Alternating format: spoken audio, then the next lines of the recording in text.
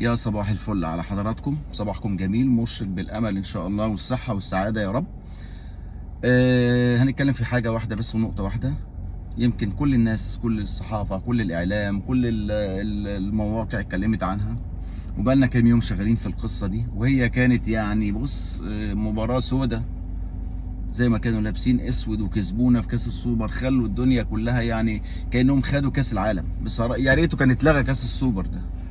يا عم افرح وهيص براحتك وكل حاجه، ما حد والله ما حد هيلومك. افرح وحفل على الاهلاويه زي ما احنا كنا بنفرح ونحفل عليكم. ما عنديش مشكله، بس بعقل شويه يا جماعه. بلاش الضحك الزياده، الضحك الزياده ده بيموت. الضحك من غير سبب قله ادب زي ما بيقولوا. احنا هنموت من الضحك والله العظيم. يعني ما شاء الله يمشي واحد يسلموا لنا لواحد تاني، تحس ان يعني النادي ده نادي الكوميديا فعلا. تحس ان مسرح مصر رجع من جديد. يمشي سعاده المستشار، يجي لنا الكابتن لبيب. ايه يا جماعه، في ايه؟ في ايه؟ اكبر قلعه رياضيه في مصر، انت حر، ده رايك، بس خليه بينك وبين نفسك. انت مقتنع بكده؟ لو انت مقتنع اصلا يعني، اذا ما كانش انت بس بتطلع زي الشيكابالا لا يطلع ياخد اللقطه ان انا اللعيب المخلص الوحيد اللي بموت في الزمالك والوحيد اللي بموت نفسي في الزمالك وما بيلعبش اساسا. والواحد عندنا ب 20. يا عم الواحد عندكم ب 20 ايه؟ ايه الدليل ده؟ انتم من 22 سنه ولا من 24 سنه ما شفتوش افريقيا. يبقى الواحد ب 20 فين؟ انتوا بقالكوا كاس العالم الاهلي 9 مرات، انتوا ما رحتوش ولا مره. اتفرجتوا علينا بس في التلفزيون. يعني في منطق يا جدعان في الكلام. وبعدين اتكلم براحتك بينك وبين الزملكاويه وهجص عليهم وقول ان انا احسن نادي في الكون، وانا احسن من مان سيتي واحسن من ليفربول وتاريخي اكبر من اليونايتد والبايرن والكلام. براحتك، بس بينكم وبين بعض. انما كرئيس نادي تطلع في الاعلام، ماشي قلنا ماشي، خلاص عديها. لكن تيجي تحط على يافطه نادي الزمالك انه اكبر قلعه رياضيه في مصر، وعلى شاشه قناه الزمالك اكبر قلعه رياضيه في مصر، يا جدعان والله العظيم هتموتونا من الضحك، والله هتموتونا من الضحك. تحس كده ايه؟ بيفكرك بمين؟ فاكر اللي قبله طلع قال لك ايه؟ قال لك الزمالك نادي القرن الحقيقي. يا بيه الزمالك نادي القرن يا بيه. والله لا حط على اليافطه، حط اليافطه، حط يافطه على نادي الزمالك نادي القرن. ايه اللي حصل؟ شالها غصب عنه. يا جماعه هي مش كلام وخلاص، يعني هو مش بالكلام. عايز تبقى انت اكبر قلعه رياضيه في مصر، هثبت لك ان انت اكبر قلعه رياضيه في مصر. اللي بيقول لك انا اكبر قلعه، تعالى بقى بالارقام هتشوف مين الاكبر. مش في مصر وبس، في افريقيا وفي الشرق الاوسط. اكلمك على ايه؟ البطولات المحليه ماشي. الدوري احنا عندنا كام دوري؟ 44. انت حضرتك يا اكبر قلعه عندك كام دوري؟ 14 فعلا. 14 اكتر من 44. ادي اكبر قلعه. السوبر الكاس، كاس مصر 39. حضرتك كام؟ 28 فعلا. 28 اكبر. السوبر المصري احنا عندنا 14. انت حضرتك عندك كام؟ 4. اكبر قلعه. اكلمك من امتى؟ من ايام السلطان، كاس السلطان حسين، الاهلي 7 والزمالك 2. اكلمك اجيب لك منين؟ لقب الجمهوريه العربيه المتحده، فاكرها؟ ما كان مصر وسوريا، الاهلي عنده لقب، انتوا 0.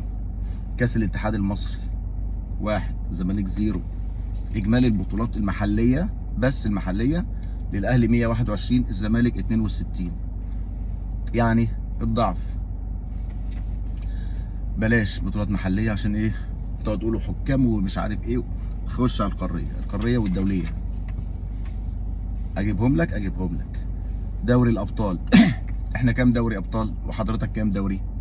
احنا الابطال ب 12 لقب، 12 دوري ابطال. رقم قياسي ما اتحققش في افريقيا كلها. حضرتك كام؟ 5. وبقالكوا 22 سنه بتقولوا السادسه يا زمالك. 5 كاس دوري الابطال يا اكبر قلعه رياضيه في مصر يا كابتن لبيب. عارف ال5 دول؟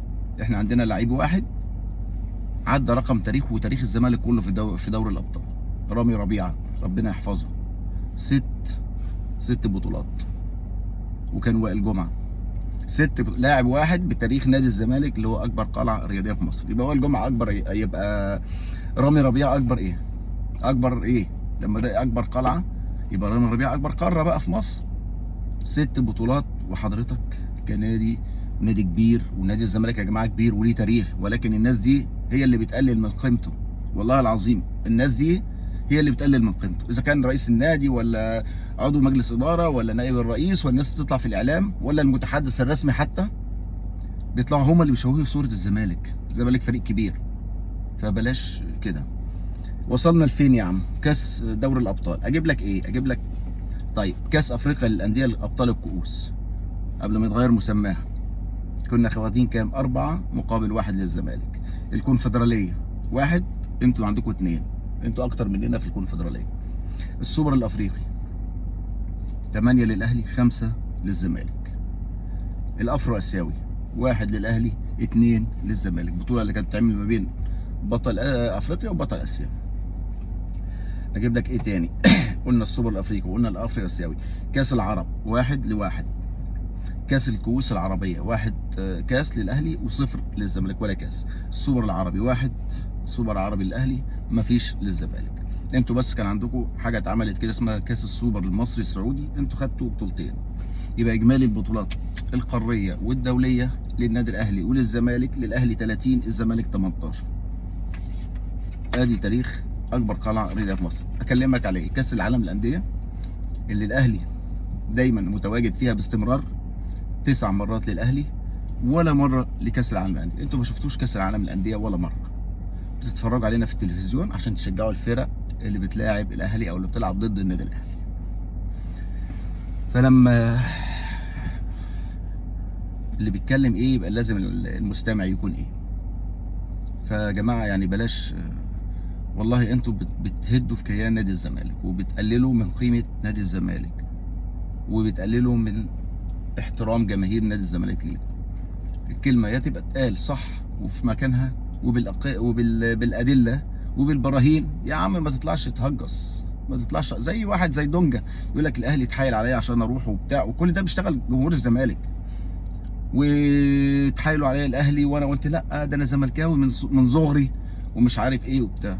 طلع امير توفيق قال لك ولا تعقد ده، اتصل بمحمد ابو علي، ولا محمد ابو علي ده صحفي، اتصل بامير قال له دونجا عايز يكلمك كذا مره، قعد يزن كلم دونجا، كلمه. قال له ايه؟ قال له انا عايز اجي الاهلي يا كابتن، والله نفسي اروح الاهلي وبتاع ومش عارف ايه، وانا اهلاوي طول عمري. قال له هرجع للاداره واكلمك. رجع للاداره، مش عايزين دونجا، احنا عندنا لعيبه في نص الملعب قد دونجا ده 100 مره، اخد دونجا اعمل بيه ايه؟ طلع دونجا يقول لك الاهلي كان بيتحايل عليا، وغيره وغيره وغيره. فانا بس ايه قلت نطلع بس نصب على الكابتن حسين لبيب ونقول له فعلا الزمالك اكبر قلعه رياضيه، والله يرحم ايام سعاده المستشار لما كان الزمالك نادي القرن الحقيقي. والسلام عليكم ورحمه الله وبركاته. ما تنسوناش بشير ولايك عشان نقدر نكمل مع حضراتكم.